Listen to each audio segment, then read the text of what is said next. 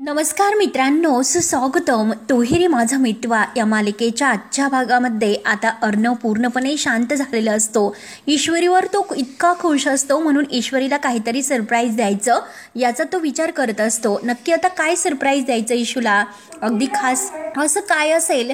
तेव्हा मात्र आता समोर जे काही ईश्वरीचं लॉकेट असतं तर ते लॉकेटकडे आता अर्णवचं लक्ष जातं.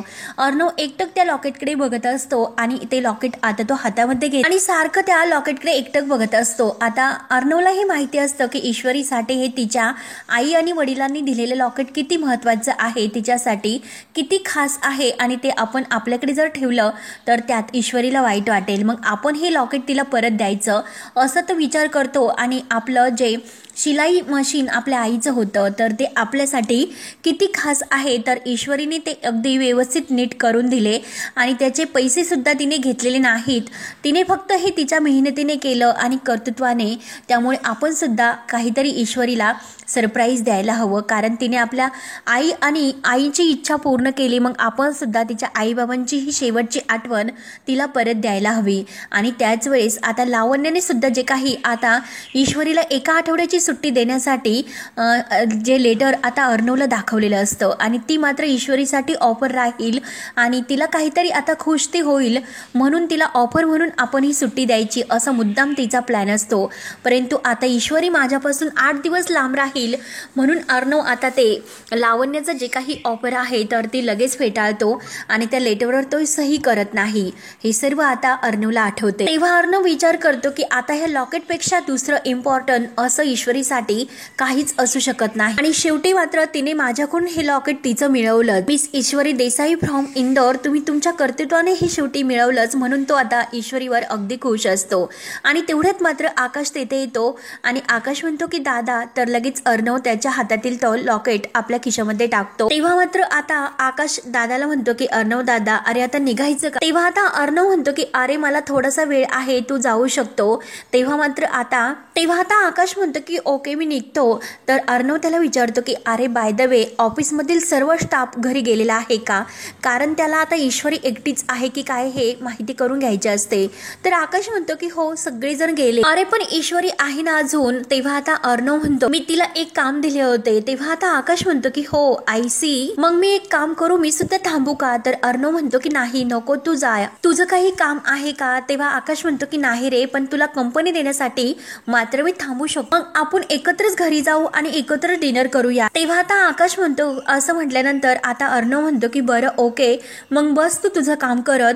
तेव्हा आकाश म्हणतो की अरे नको राहून दे, आणि तशीही माझी आजची सर्व कामं झालेली आहेत, डिस्टर्ब व्हायला नकोय म्हणून मी जातो घरी. मी निघतो, तू ये नंतर. तुझं जे इम्पॉर्टंट काम आहे ते संपून तू नक्की घरी ये लवकर.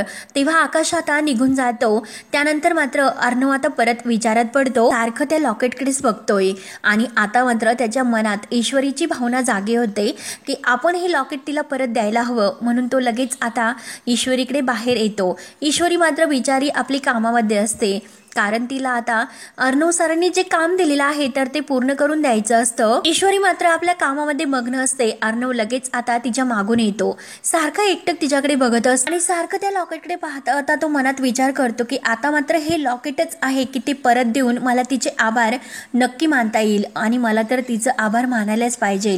असे सारखे त्याच्या मनामध्ये काही ना काही प्रश्न येत असतात आणि तो अगदी कसा हरवून गेलेला असतो की ईश्वरी देसाई यांना कसं खुश करू, त्यांना काय असं देऊ, हे लॉकेट देऊनच त्या नक्की खुश होतील, हे सर्वात बेस्ट राहील. म्हणून तो सारखा ईश्वरीकडे पाहत असतो. तेव्हा मात्र आता लगेच तो पुढे येतो आणि अगदी थोडासा अगदी थरथर काप त्याचा होत असतो. तेव्हा तो म्हणतो की मिस इंदोर. तेव्हा लगेच आता सर म्हणताच आता तिच्या हातात फाईल असते आणि त्या फाईलचा धक्का मात्र समोर जो काही टेबलवर काचेचा ग्लास आणि जी काही थोडीशी छोटीशी आता एक फुलदाणी असते तर फाईल त्याला लागते आणि आता ती फुलदाणी तर खाली पडतेच. परंतु आता ग्लास खाली पडणार तोच लगेच आता अर्णव खाली असा वागतो आणि अर्णव एका हाताने आता ग्लास असा आपल्या हातामध्ये झेलतो आणि दुसऱ्या हाताने ते लॉकेट असतं तर ईश्वरी तो हात अर्णवचा हातामध्ये धरते आणि सर असं म्हणून ती आता अर्णवला पडण्यापासून वाचवते. तेव्हा मात्र अर्णव एकमेकांकडे आता दोघेही पाहत असतात. तेव्हा दोघांच्या मनात एक वेगळीच अशी भावना एकमेकांना दिसून येते. तेव्हा आता ईश्वरी तर आता सरांकडे बघत असते आणि हातामध्ये हात मात्र त्यांच्या असतात आणि ते लॉकेट आता त्याच हातात असतं. तेव्हा आता ईश्वरी म्हणते की सर तुम्ही.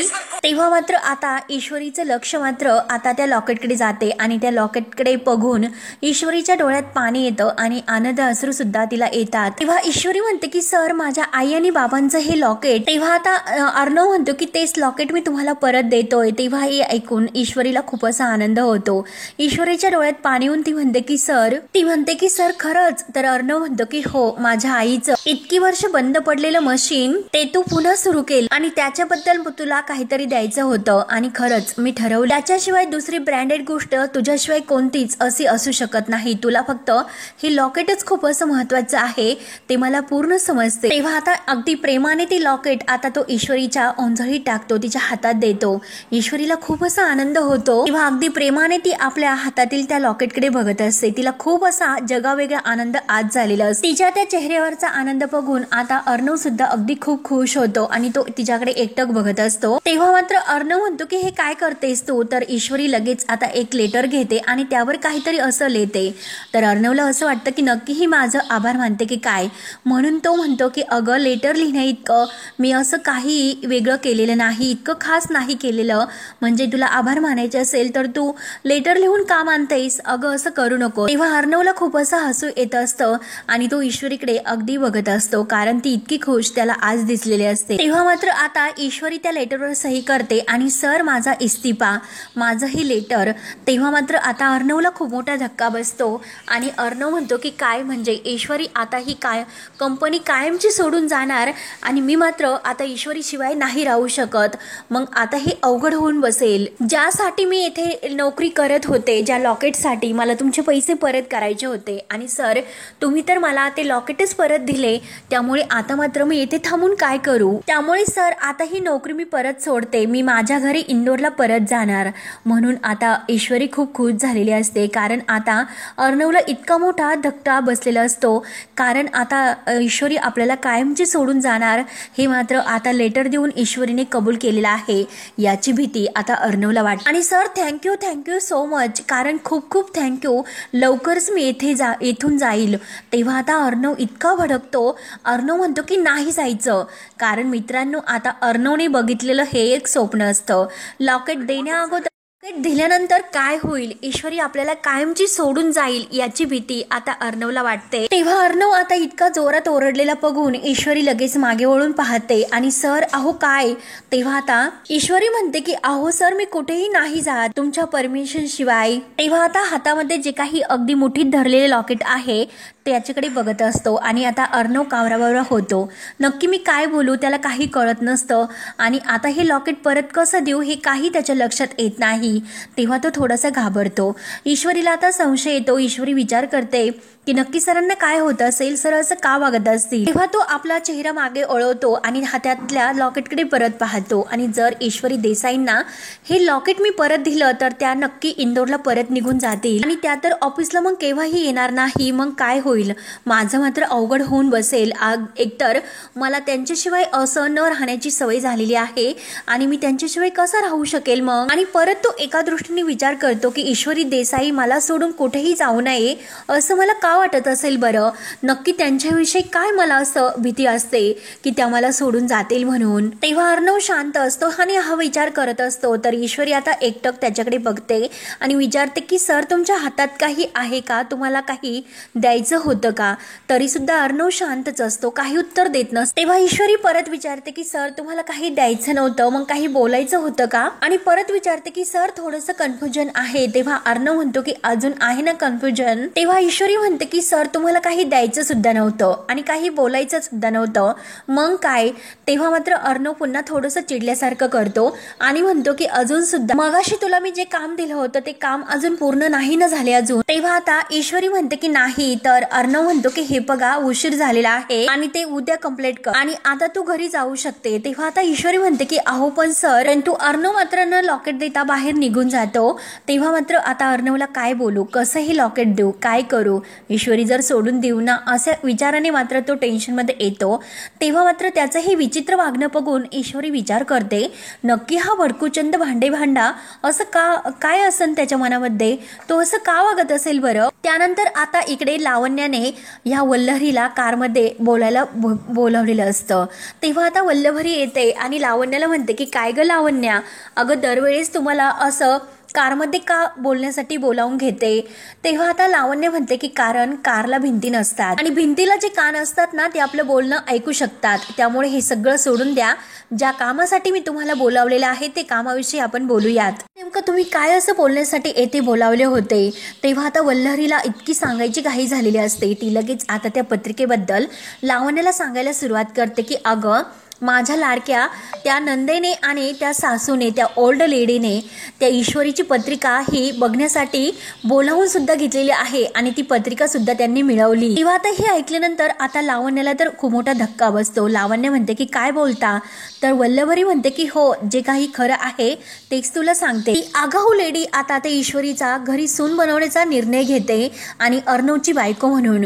आणि हे बघ, एकदा की ते आता गुरुजी घरी आले आणि त्यांनी मात्र आणि आता त्या दोघी जणी त्या ईश्वरी देसाईची पत्रिका जुळते की नाही हे बघणार आहेत. अगं काय लावण्या, बसला ना तुला धक्का. अगं एक गोष्ट लक्षात घे, हळूहळू तुझ्या सर्व काही गोष्टी तुझ्या हातातून अगदी सहजपणे निष्ठत चाललेल्या आहेत. तेव्हा आता लावण्याला हे तर ऐकून अगदी धक्काच बसलेला असतो. ती म्हणते की अरे काय हे, माय गॉड. आता वल्लभरी म्हणते की अगं गॉड नाही, तर ह्या सर्व संकटातून आणि ह्या त्रासातून शेवटी मीच तुला वाचू शकते. लावण्य विचारते की नक्की तुम्ही असं काय करणार आहात. तेव्हा जीव घेणार आहात का त्या ईश्वरीचा. तेव्हा आता वल्लभरी म्हणते की नाही ग लावण्या, अगं प्रत्येक गोष्टीत प्रत्येक प्रश्नात असं जीव घ्यायचा नसतो, जीव घेण्याची गरज नसते. अगं जेच काम आहे तर ते सुईने होणार असेल तर त्यासाठी इतकी मोठी तलवार का काढायची बरं. अगं माझा प्लॅन असा आहे की इतका तो फुल प्रूफ आहे की त्यामुळे मात्र तो सक्सेस झाल्यानंतर तुझी स्वप्न पूर्ण होणार आहेत. आणि जो काही प्लॅन मी करते तो अगदी परफेक्ट प्लॅन असतो आणि आता सुद्धा माझा प्लॅन इतका परफेक्ट आहे आणि ते काम होणार नाही असे 1% सुद्धा शक्यता नाही. काम मात्र अगदी परफेक्ट पूर्ण होईल आणि काम पूर्ण होईल हा वल्लभरी पाटील हिचा शब्द आहे. त्यामुळे मला म्हणतात की वल्लभरी पाटील आणि दॅट इज दॅट. तेव्हा मात्र आता लावण्य म्हणते की हॉट इज हॉट मामी, तुम्ही हे कसं शक्य करणार आहात. तेव्हा मात्र आता वल्लभरी म्हणते की हे बघा, जे काही मी करणार आहे तर ते ईश्वरी देसाईच्या पत्रिकेने करणार आहे. तेव्हा आता वल्लभरी असं म्हटल्यानंतर लावण्य विचारते की आता इतका टाइम कशाला लावतात, जे काही करणार आहेत ना ते सांगताल का मला. तेव्हा मात्र आता वल्लभरी म्हणते की होल्ड डाऊन, अगं इतकं टेन्शन घेऊ नको. आणि हे बघ, सगळ्यात अगोदर मी तुला एक गोष्ट सांगून ठेवते की जे काही माझ्याशी बोलताना नीट बोलायचं, असं रागीट स्वभावात आणि धसक्या आवाजात माझ्याशी नाही बोलायचं. आणि चांगलं बोलण्याची सवय मात्र तू आता लावून घे आणि ते फक्त माझ्याशी, कारण मी तुझी आता मामी सासू होणार आहे ही गोष्ट मात्र 101% कन्फर्म असेल. तेव्हा आता लावण्य म्हणते की ओके आणि हात जोडते. होणाऱ्या मामी सासू आता तरी सांगताल की नक्की काय करणार आहात. आणि तेवढ्यात आकाश आपल्या गाडीजवळ येतो आणि आकाश मात्र आता फोनवर बोलत असताना ह्या दोघींचं बोलणं आता त्याच्या कानावर पडते. तेव्हा आता आकाश म्हणतो की मॉम येथे काय करते. आणि लावण्य सुद्धा दिसते. तर आता लावण्य विचारत असते की सांगतात ना मामी सासू. तर आता वल्लभरी म्हणते की हो हो सांगते, पण हे बघ मी तुला जे काही सांगते ते कधीच कोणाला कळायला नको. तेव्हा मात्र आता वल्लभरी म्हणते की हो ना, अहो पण अगोदर मला तरी सांगा, मला तरी कळून द्यात. आणि तेवढ्यात मात्र आता आकाश तेथे येतो. आकाश मात्र आता गाडीच्या काचेवर आता हात असा थापड मारतो आणि वाजवतो. थोड्यात आता लावण्याचं लक्ष आकाशकडे जातं आणि आता आकाश आलेला आहे हे लावण्य जेव्हा बघते तर तिला धक्का बसतो. आता लावण्य पूर्णपणे घाबरून जाते आणि आता मात्र ती वल्लभरीला खुणावते. तेव्हा आता वल्लभरी वळून मागे पाहते तर आकाशला बघून आता वल्लभरीची सुद्धा पूर्णपणे बोलती बंद होते आणि ती सुद्धा आता घाबरतच आकाशकडे बघत होते. त्यानंतर आता दोघी दोघींना इतकी भीती वाटते की नक्की आकाशने काही बोलणं त्यांचं ऐकलं तर नसेल. दोघी अगदी घाबरल्यासारखं एकमेकींकडे बघतात आणि आकाशकडे बघतात. तेव्हा आकाश वल्लभरीला विचारतो की अगं मम्मा, तू येथे काय करतेस आणि तू कुणाशी बोलते? लावण्याशी? तुमच्या दोघींची एवढी मैत्री कधीपासून झाली असं विचारतो. तेव्हा आता वल्लभरी थोडंसं हसते आणि लावण्य सुद्धा हसण्याचं नाटक करते. तेव्हा आता आकाश म्हणतो की आय एम सरप्राईज, परंतु मला हे विचारायचं आहे की तुम्ही असं ऑफिसच्या पार्किंग मध्ये कारमध्ये बसून असं काय बोलतात एकमेकींशी? तेव्हा मात्र आता लावण्य मुद्दाम खोटं बोलते. लावण्य म्हणते की अरे आकाश, मी शॉपिंगला गेले होते आणि तेव्हा मात्र तेथे मला ह्या भेटल्या होत्या आणि तेव्हा मात्र मी त्यांना म्हटलं की चला मी तुम्हाला ड्रॉप करते घरी, आणि माझी बॅग ऑफिसमध्ये होती म्हणून मी ऑफिसला बॅग नेण्यासाठी आले होते. तेव्हा मात्र आता आकाश म्हणतो की अगं मग घरी चल. तर वल्लभरी म्हणते की हो ना, अरे मी सुद्धा तिला तेच म्हणते, परंतु ती यायला तयार नाही. ती तर असे म्हणते की तिला कुठेतरी बाहेर जायचं आहे आणि चल आकाश आता आपण निघूयात. म्हणून वल्लभरी घाईने आता लावण्याला म्हणते की चल आता मी आकाश सोबत जाते आणि गाडीच्या खाली उतरते. तेव्हा आता गाडीच्या खाली उतरल्यानंतर मात्र आकाश तिला तिच्या हातामध्ये काहीच बॅग वगैरे दिसत नाही आणि विचारतो की अगं मम्मा, तू तर शॉपिंगला गेली होतीस ना? तेव्हा आता लावण्य आणि वल्लभरी पुन्हा एकमेकींकडे बघतात. तर आता हसून मात्र वल्लभरी म्हणते की अरे हो. तेव्हा आता आकाश विचारतो की अगं मग मम्मा, शॉपिंग बॅग्स कुठे आहेत तुझ्या? आणि पुन्हा आता वल्लभरी आकाशची खोटं बोलते. अरे ऍक्च्युली मला काहीच तेथे असं आवडलं नाही, त्यामुळे मी शॉपिंग नाही केली. आणि काय रे आकाश, काय झालं? तू इतके प्रश्न असे मला का विचारतो बरं? तेव्हा आकाशला थोडासा संशय येतो. तो सारखा संशयानेच आता वल्लभरीकडे बघत असतो. तर वल्लभरी म्हणते की आकाश, अरे काय झालं? तू डाऊट घेतोस की काय माझ्यावर? तेव्हा आता आकाश थोडासा हसतो आणि म्हणतो की नाही ग मॉम, सहज विचारलं होतं मी. का काही डाऊट घेण्यासारखं आहे? तेव्हा आता वल्लभरी म्हणते की नाही रे, काहीच नाही. अरे शॉपिंग करता करता मी इतकी दमून गेले आणि खरंच मला इतकी भूक लागली की कधी मी घरी जाईल असं झालं. त्यामुळे चल, मला घरी गेल्या गेल्या जेवायचं आहे, इतकी भूक लागलेली आहे. म्हणून ती आकाशला आता तेथून काढण्याचा प्रयत्न करते. तेव्हा आता आकाश हा वल्लभरी सोबत निघतो आणि लावण्याला बाय करतो. तर लावण्य सुद्धा म्हणते की बाय आकाश. वल्लभरी सुद्धा आता लावण्याला बाय बाय करत असते. परंतु आता वल्लभरीला जो काही प्लॅन लावण्याला सांगायचा असतो तो मात्र आकाश आल्यामुळे सांगायचा तसाच राहतो. तेव्हा लावण्य मात्र आता तो प्लॅन ऐकला नाही म्हणून खूप अशी डिस्टर्ब होते आणि म्हणते की नक्की ह्या मामीचा काय प्लॅन असेल, आणि तो प्लॅन तर आता ह्या आकाशमुळे आपल्याला तर ऐकायला भेटला नाही म्हणून ती जरा टेन्शनमध्ये येते. त्यानंतर आता इकडे जे काही लॉकेट आहे तर अर्णवने मात्र ते समोर असणाऱ्या एका चित्रावर ठेवलेलं असतं. त्यानंतर मात्र अर्णव इकडे ऑफिसमध्ये येतो आणि ते लॉकेट त्याने दिले नाही म्हणून तो स्वतःलाच प्रश्न विचारत असतो की का दिलं नाही तू लॉकेट? इतकी सोपी गोष्ट होती तरी सुद्धा तुला ती नाही जमली म्हणून तो स्वतःलाच बोलत असतो. आणि पूर्णच गोष्ट तुला करता येत नाही आणि हे लॉकेट आता तिला जर परत दिलं तर ती नक्की मात्र आता आपल्याला सोडून जाईल का? ही जॉब सोडून जाईल का? म्हणून याची भीती तुला का वाटते? असे भलतेच प्रश्न त्याच्या मनाला खात असतात आणि तो स्वतःलाच विचारत असतो. आणि तेवढ्यात ईश्वरी येते. ईश्वरी म्हणते की सर आत येऊ का? तेव्हा अर्णव लगेच आता स्वतःला स्थिर करतो आणि ईश्वरीला आत बोलावतो. तेव्हा आता ईश्वरी आत येते आणि ईश्वरी आतमध्ये आल्यानंतर मात्र आता ती सरांना काहीतरी सांगायला सुरुवात करणार. तोच लगेच आता तिचं जे काही समोर त्या स्टॅच्यूला लॉकेट लपवलेलं आहे तर ते लॉकेट मात्र आता तेथे दिसत नाही म्हणून ईश्वरीला धक्का बसतो. ईश्वरी खूप घाबरते की माझं लॉकेट कुठे गेलं. तेव्हा आता ईश्वरी इतकी घाबरल्यासारखं करते आणि सर माझ्या आईबाबांचं लॉकेट असं तिला म्हणायचं असतं. तेवढ्यात लगेच समोर खाली तिला च्या फोटोवर आता ते लॉकेट पडलेलं दिसतं आणि तेवढ्यात ती सरांना विचारायला जाणार की सर माझ्या आई बाबांचं, आणि तेवढ्यात तिला ते लॉकेट दिसते. तेव्हा कुठे ईश्वरीच्या जीवात जीव येतो. तेव्हा मात्र ईश्वरी विचारते की अहो सर, माझ्या आई बाबांचं हे लॉकेट येथे का असं पडलं? तेथून असं काढून येथे का टाकले? तेव्हा अर्णव म्हणतो की ते तर आता ईश्वरी विचारते की सर मला एक गोष्ट सांगा, नक्की तुमच्या डोक्यामध्ये काय असं सुरू आहे बरं? आणि नाही नाही नाही, आता कुठे माझ्या लक्षात आले. अहो सर, तुम्ही त्या ऍप्लिकेशन लेटरवर साईन करायला सुद्धा तयार नव्हता. अहो एवढं सुद्धा तुम्हाला मला सोडायचं नाही. आणि सर आता ह्या लॉकेटचं माझं काहीतरी तुम्ही करायला निघालात ना? तेव्हा आता अर्णव शांतपणे म्हणतो की हे पग, परंतु ईश्वरी ऐकायला तयार नसते. ईश्वरीचा गैरसमज होतो. ईश्वरी म्हणते की नाही सर, अगोदर मी जे बोलते ते तुम्ही ऐकून घ्या. तर हे लक्षात घ्या, आईबाबांच्या ह्या लॉकेटसाठी मी येथे नोकरी करते. परंतु अर्णवचं बोलणं ती ऐकून घ्यायला तयारच नसते. ती म्हणते की आता सगळं काही माझ्या लक्षात आलेलं आहे. आता मला कुठे समजतं की तुम्ही माझ्या आईबाबांचं हे लॉकेट येथून काढायला निघाला होतात आणि ते पण कायमचं. तेव्हा आता अर्णव म्हणतो की हे बघ ईश्वरी देसाई ऐकून घे. परंतु आता ईश्वरी ऐकायला तयार नसते. तर आता ईश्वरी म्हणते की सर आहो तुम्ही माझं ऐकून घ्या. परंतु अर्णव मात्र आता इतका रागवलेला असतो, जोरात ओरडतो की बास कर ईश्वरी देसाई. रागाने उठतो आणि म्हणतो की बास झाली तुझी ही बडबड, अशा गोष्टी मी नाही करत, कळते ना तुला.